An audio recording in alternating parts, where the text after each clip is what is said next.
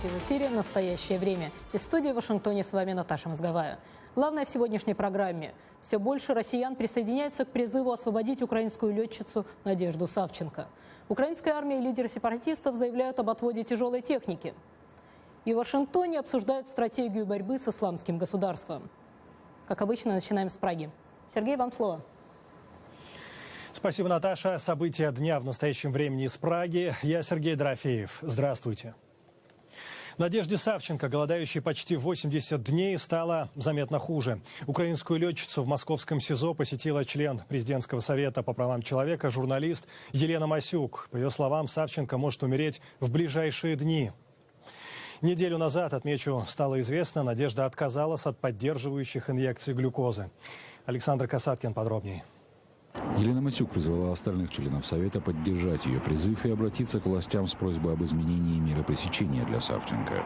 Очень многие меня поддержали, и сейчас готовится текст обращения, под которым будут стоять, я надеюсь, много подписей членов СПЧ. Сотрудники службы исполнения наказаний назвали состояние Надежды Савченко удовлетворительным. Что же будет делать СИН, когда Надежда Савченко умрет? Они тоже будут утверждать, что состояние удовлетворительное? А то, что мне говорили врачи в частных беседах, это не было констатацией того, что Надежда Савченко чувствует себя удовлетворительной. То, что говорит нам Надежда о своем самочувствии, о том, что у нее есть проблемы с определенными органами, это никак не говорит о том, что Надежда Савченко себя чувствует удовлетворительно. С призывом к Владимиру Путину освободить Надежду Савченко обратился и известный российский писатель Владимир Войнович. Бывают ситуации, в которых я считаю, что я обязан отреагировать, я обязан откликнуться, я обязан сказать свое слово. Вот. И как и говорят, значит, делай, что должно, и будь, что будет.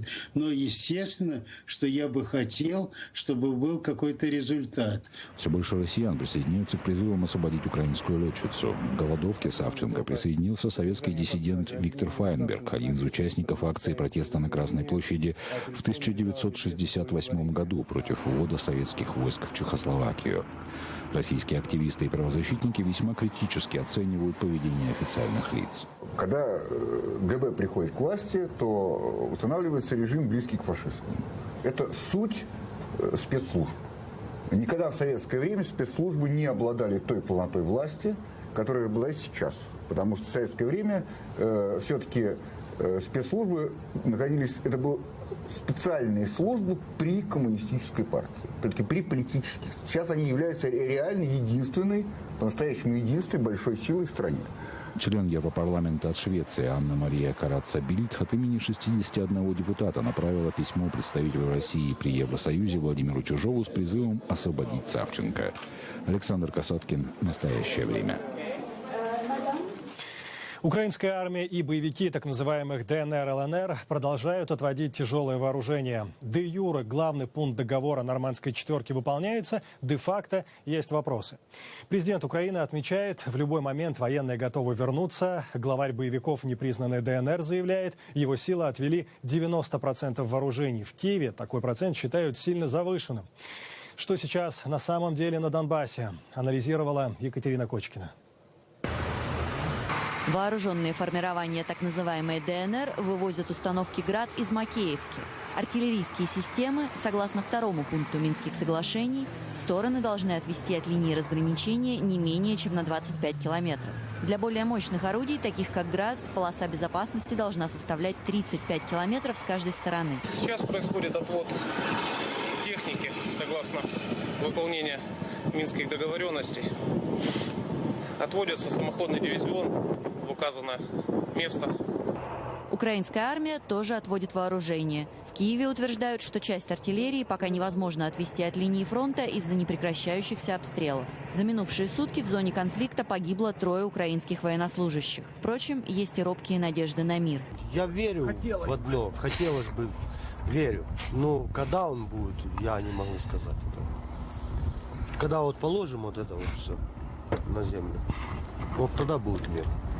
Несмотря на то, что обе стороны успешно отчитываются об отводе вооружений, в ВБСЕ заявляют, что хотя наблюдатели и видят, как орудия большого калибра вывозятся из зоны соприкосновения, им не хватает необходимой для проверки информации. Мы приехали посмотреть, какое вооружение куда выводится. Официальный Киев и представители непризнанных республик утверждают, что в случае неисполнения Минских соглашений вооружение вернут на линию фронта. Екатерина Кочкина, «Настоящее время». В Донецком аэропорту продолжается разбор завалов. Работают не только боевики непризнанной ДНР. В украинских СМИ появилась информация, на работы привозят и пленных солдат украинской армии, в том числе так называемых киборгов, тех, кто недавно оборонял этот объект. Под обломками здания обнаружены тела погибших украинских воинов. Основные потери киборги понесли как раз после обрушения перекрытий. Донецкий аэропорт сегодня. Материал коллег. Под руинами Донецкого аэропорта обнаружены тела по меньшей мере 30 украинских военных. Об этом в четверг заявили представители сепаратистов. По сообщению корреспондента Рейтер, к разбору завалов и извлечению останков привлечены военнопленные. Это вообще не наша работа доставать трупы. Наша работа их делать. Здания терминалов частично обрушились, поэтому поисковые работы продвигаются медленно. Сложность заключается в том, что был произведен завал. Завал обвалился с 3-4 этажа, потолки сложились. Собственно, плиты очень тяжелые, они целостные, а тела находятся, собственно, под ними. По словам поисковиков, плиты приходится измельчать, чтобы подобраться к останкам военных. Вероятность новых обрушений по-прежнему сохраняется. Власти самопровозглашенной республики обещают установить личности погибших и связаться с их родственниками. Бои за Донецкий аэропорт шли практически непрерывно с мая минувшего года до конца января. За почти 9 месяцев сражений терминалы и здания были полностью разрушены ударами артиллерии. Летное поле испещрено воронками. Точное количество жертв с обеих сторон по-прежнему остается неизвестным. Сегодня год, как началась аннексия Крыма. В ночь на 27 февраля 2014-го группа вооруженных, потом их Путин назовет вежливыми людьми, захватывает здание Верховного Совета и Совмина Крыма. Совпадение это или нет, непонятно, но год спустя президент России подписывает указ об утверждении 27 февраля Днем сил специальных операций.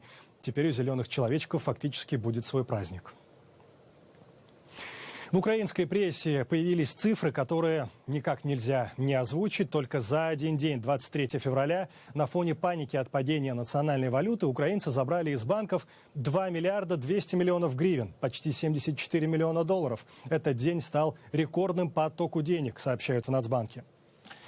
Героев нашей следующей истории финансовые потрясения и курсовые разницы не очень-то интересуют. Для них сегодня главное – они живы. И сейчас могут просыпаться не под звуки канонады. Здесь, в лагере «Березка», неподалеку от Славянска, проживают около 150 человек. Живем мы в комнатах. Вот здесь столовая наша. Вот.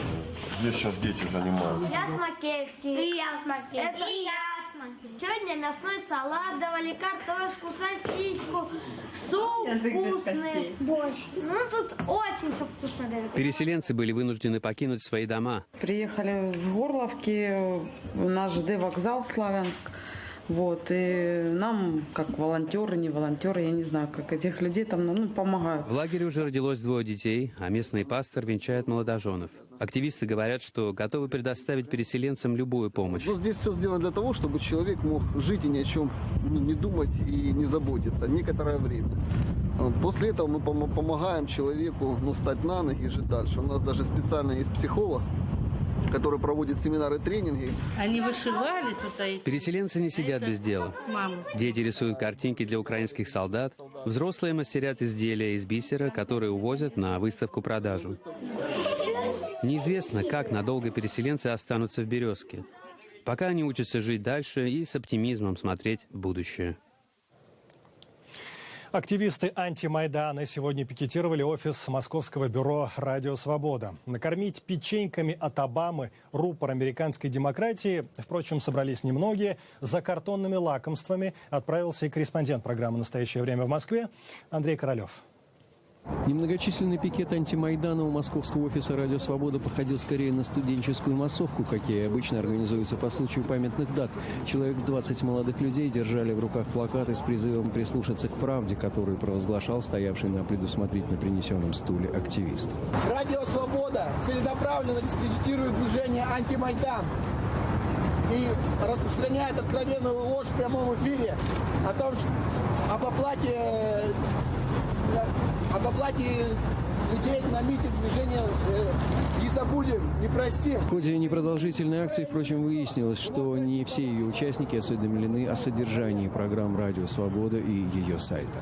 А вы слушаете «Радио Свобода» сами? Ну так, приходилось пару раз. Что? Приходилось слушать пару раз. Пару раз. Выяснить, кто же в действительности организовал данный пикет, так и не удалось. Ораторы, сменяя друг друга, дружно прикрывались логотипом антимайдана, но конкретных имен не называли. Слишком продуманной казалась мизансцена, слишком штампованными фразы. Радио Свобода называет, что мы вторглись в Крым. Наши войска вторглись в Крым, но если они были бы хотя бы профессионалами, как они себя позиционируют, или не отрабатывали тренды, они бы знали, что наши войска там регулярно находились. Радио Свобода сопровождала своими репортажами и освещала с другой стороны, которая нам, соответственно, она другая сторона. Вот это лагерь как бы противника такого идеологического. Акция московского офиса «Радио Свобода» закончилась быстрее, чем ожидалось. Все, что осталось ее организаторам, возложить у входной двери клумбу из импровизированных печенек, очевидно призванных символизировать заботу об американском налогоплательщике. Андрей Королев, «Настоящее время», Москва. И далее у нас эфир из Вашингтона. Как в Сенате реагируют на отвод тяжелого вооружения в Украине? Наташа. Сергей, на заседании Сенатского комитета по вооруженным силам реакция была достаточно скептической. Вот, например, известный критик нынешнего российского режима, сенатор Джон Маккейн, считает, что Путину просто некуда торопиться. Санкции против него не усиливают, оружие Киеву не поставляют. Директор национальной разведки США Джеймс Клэппер заявил, что пророссийские сепаратисты могут попытаться взять под контроль Мариуполь этой весной. Но при этом, по оценке американского разведывательного сообщества, Путин не собирается завоевывать всю Украину. Заседание носило название «Мировые угрозы», и на нем действительно обсуждали самые разные виды угроз. От деятельности террористической группировки «Исламское государство» в Ираке и Сирии до хакерских атак против американских компаний. Однако особое внимание сенаторы уделили вопросу того, как реагировать на российскую агрессию в Украине. Директор разведывательного управления Министерства обороны США генерал Винсент Стюарт дал негативную оценку целесообразности предоставления Украине летального оборонительного оружия. Мы до сих пор придерживаемся мнения, что нет возможности поставить летальную помощь достаточно быстро, а также, что это не изменит баланса военных сил в зоне конфликта. Это также усилит противодействие со стороны России. Глава Комитета по делам вооруженных сил, сенатор-республиканец Джон Маккейн, назвал российские провокации вызывающими особое беспокойство в связи со стремлением президента России модернизировать армию и наращивать военную мощь, а также предупредил о возможной попытке пророссийских сил взять под контроль Мариуполь. Они уже активизируются вокруг Мариуполя. Путин создаст наземный мост к Крыму, а потом решит, нужно ли ему идти на Молдову. Он уже оказывает интенсивное давление на страны Балтии. Мы все это знаем. Для этого нам не нужны оценки разведки. Благодаря идее о том, что мы не должны провоцировать Владимира Путина, он сделал все, чего хотел. По оценке директора национальной разведки США Джеймса Клэппера, достижение стабильности в разрешении конфликта в Украине будет как минимум сложным, поскольку российские власти считают, что они находятся в прямой конфронтации с Западом в Украине и будут склонны слишком остро реагировать на действия США. Цели Путина – не дать Украине вступить в НАТО и обеспечить контроль сепаратистов над автономным образованием внутри Украины. Он хочет сохранить влияние Москвы на Киев, а Крым, по его мнению, даже не обсуждается.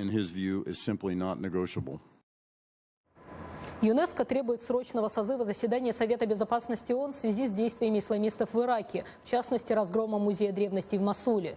Накануне в социальных сетях появилась видеозапись, на которой показано, как радикалы кувалдой разрушают статуи и другие уникальные артефакты. По словам гендиректора ЮНЕСКО Ирины Боковой, действия исламистов выходят далеко за рамки культурной трагедии и являются прямым нарушением резолюции Совбеза ООН. Между тем, американские СМИ сообщают со ссылкой на источники в разведывательных ведомствах США, что спецслужбы подтвердили личность боевика исламского государства в маске, который появлялся в нескольких видео с обезглавливанием заложников. Так называемый Джихади Джон может быть лондонцем Мохаммедом Эмвази. Благодаря тому факту, что он вырос в благополучной семье, учился в престижном университете на компьютерного специалиста, CNN добавили ему новую кличку – буржуазный террорист. В Госдепартаменте говорят, что расследование дела об убийстве американских граждан-заложников продолжается.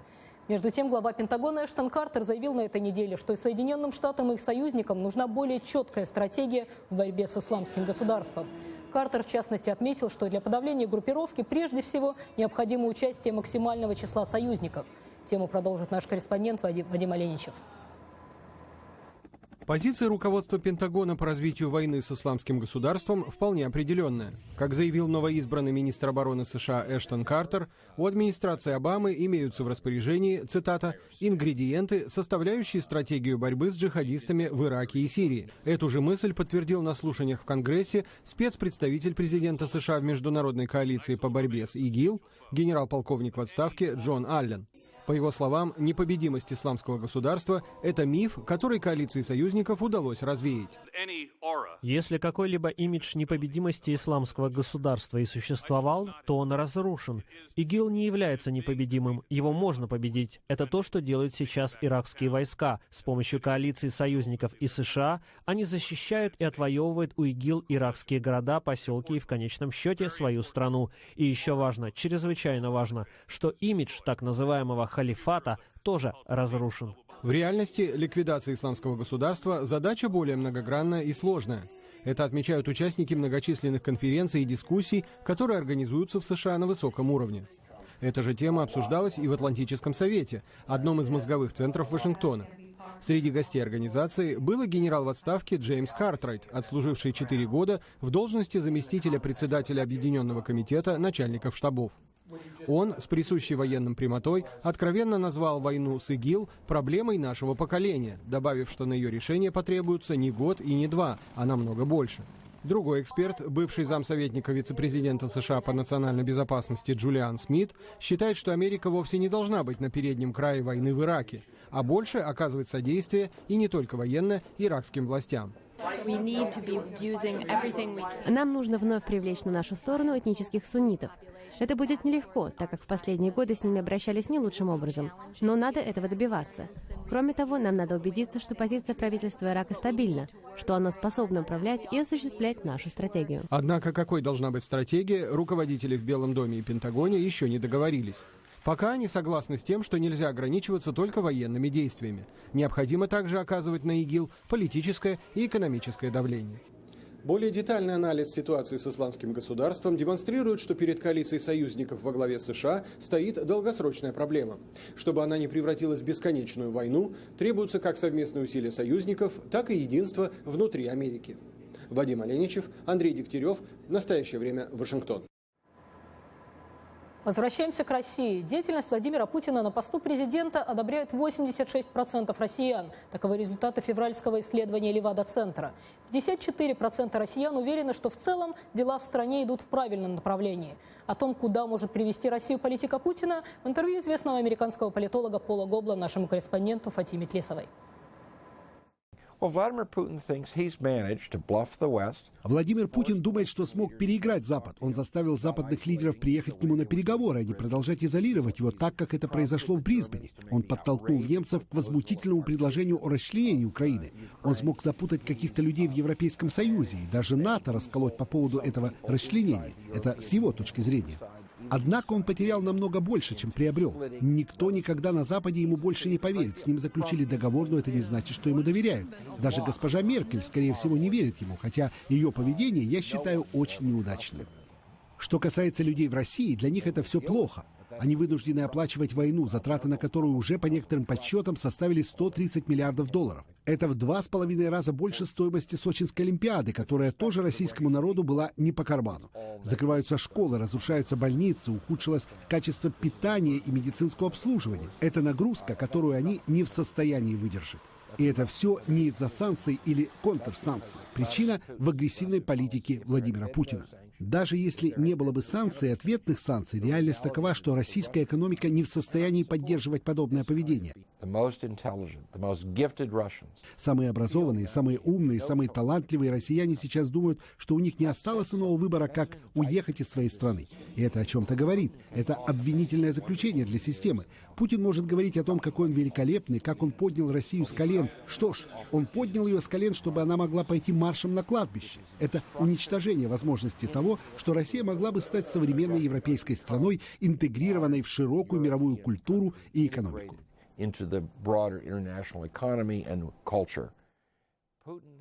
Сегодня в Чехии и Словакии памятная дата, фактически второй день независимости. Слово коллегам в Праге. Сергей? Так и есть, Наташа. Это было четверть века назад. Через 3 месяца после бархатной революции начинается вывод советских войск из Чехословакии. Ввели их туда в 1968-м для подавления Пражской весны, как напишет газета «Правда» потом, чтобы отстоять дело социализма в ЧССР. И вот войска возвращаются. Солдаты и офицеры оставляют свои квартиры, гарнизоны, базы, целые населенные пункты. До сих пор под Прагой брошены ангары, капониры и склады. Вывод войск. Как это было? Видеоочерк писателя Ефима Фиштейна. Стоит, наверное, начать с напоминания о том, что в послевоенные годы на территории Чехословакии советских войск, в отличие от других стран Варшавского договора, не было. Страна считалась стабильной составной частью и советского блока, и Варшавского договора. Так было до 1968 года, когда в стране начался процесс демократизации, известный под названием «Пражская весна». Он был подавлен 21 августа 1968 года превосходящей силой советских войск и 5 армий Варшавского договора. Прежде всего, разумеется, советских войск. Сопротивления никакого не было.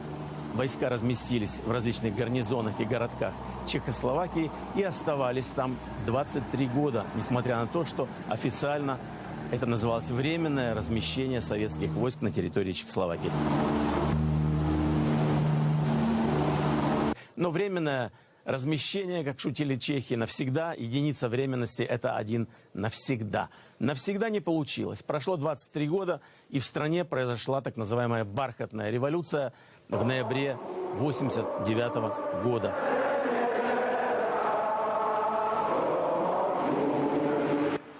Произошло формирование нового правительства, новой обоймы политиков. Вацлав Гавел, еще недавно диссидент, находившийся в тюрьме, стал президентом нового государства. Сформировалось правительство, в котором министром иностранных дел стал бывший журналист-международник, а потом истопник в котельной Ежи Динсбер. И делегация нового правительства спустя буквально 2 месяца после того, как оно было приведено к присяге, отправилась в Москву. Я имел честь быть в составе этой делегации, наблюдать за тем, что происходило в Москве. Прием со стороны общественности тогдашней, культурной прежде всего, был исключительно радушным. Люди собирались в Доме кино, чтобы встретиться с чехословацкой делегацией, чтобы понять, как вообще такое было возможно. Бархатная революция, когда не было пролито ни капли крови, быстрый приход к власти совершенно новых людей, нередко без политического опыта. Главным переговорщиком за чехословацкую сторону был рок-музыкант Михаил Кацаб, который, однако, переговоры с российской стороной провел весьма успешно. Он сам говорит, что большую роль и позитивную роль сыграл в этом процессе Михаил Горбачев. Ему пришлось ломать Министерство обороны Советского Союза, которое пыталось затянуть процесс вывода войск по меньшей мере на 5 лет. В результате все-таки было решено, что вывод войск произойдет в самые сжатые сроки. И уже 25 лет назад, ровно в сегодняшний день, началась большая операция по выводу советских войск из Чехословакии. На этот раз, хочется надеяться, навсегда.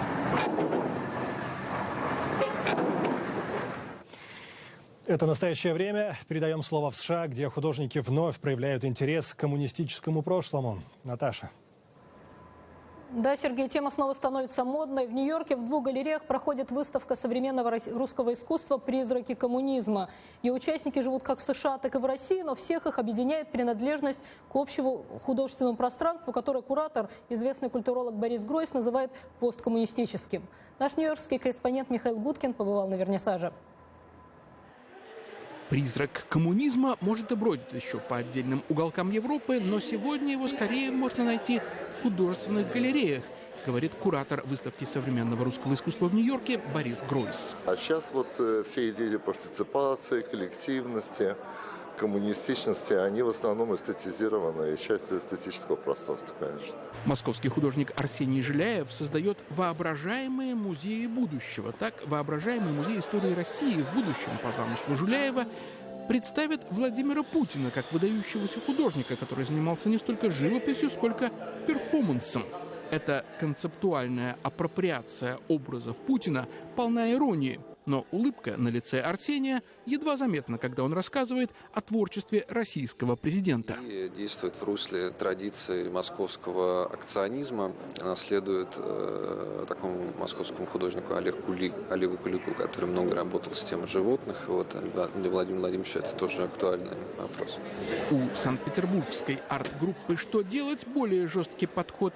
В своей работе она пытается совмещать политический активизм, критическую теорию и эстетику. В Нью-Йорке российские марксисты представили созданный в основанной ими школе вовлеченного искусства фильм «Исключенные» в момент опасности. Идеи какого-то социального равенства в олигархическом обществе, где разница между богатыми и бедными остается вопиющей, где политика страны, в общем, в наглую работает в интересах как бы очень узкой группы людей, конечно же, эти идеи остаются очень маргинальны. Посмотрите, как борются с профсоюзами. Впрочем, признает Борис Гройс, большая часть общества сегодня настроена консервативно не только в России. Я думаю, что средние американцы тоже не относятся с особым восторгом к современному искусству. И даже многие не знают о нем ничего. Да? Вкусы американцев тоже довольно консервативны, надо сказать. Однако не настолько, чтобы отказаться от экстравагантного предложения нью-йоркских художников Джеффа и Алины Блюмис. Они разместили в газетах объявление, предлагая написанную ими картину в обмен на семейный обед. Таким образом, художники отобедали уже у нескольких десятков незнакомых им прежде семей, и не только в Нью-Йорке, но и в Израиле, Италии и Китае. Этот проект не про картины и не про обеды. Речь идет о платформе для прямого общения между художником и публикой, минуя различных посредников, галереи, арт-рынок и так далее. Непосредственное общение между представителями разных культур представляется особенно важным, когда отношения между правительствами резко ухудшаются, говорит куратор галереи «Джеймс» при городском университете Нью-Йорка Кэтрин Карл. Важно то, что эта выставка проходит именно сейчас. Я думаю, что чем больше взаимодействия между Россией и США в культуре, тем лучше. Это очень важно. Михаил Гудкин, Сергей Гусев. Настоящее время. Нью-Йорк. Сильные морозы на северо-востоке США стоят уже несколько недель. Достаточно сказать, что замерз Ниагарский водопад. Частично покрыт льдом и Чесапикский залив. О работе ледокольных судов, больших и малых, сюжет Алексея Березина. Хилли – средний ледокол береговой охраны США. Водоизмещение 16 тысяч тонн. Предельная скорость 17 узлов. Длина 128 метров.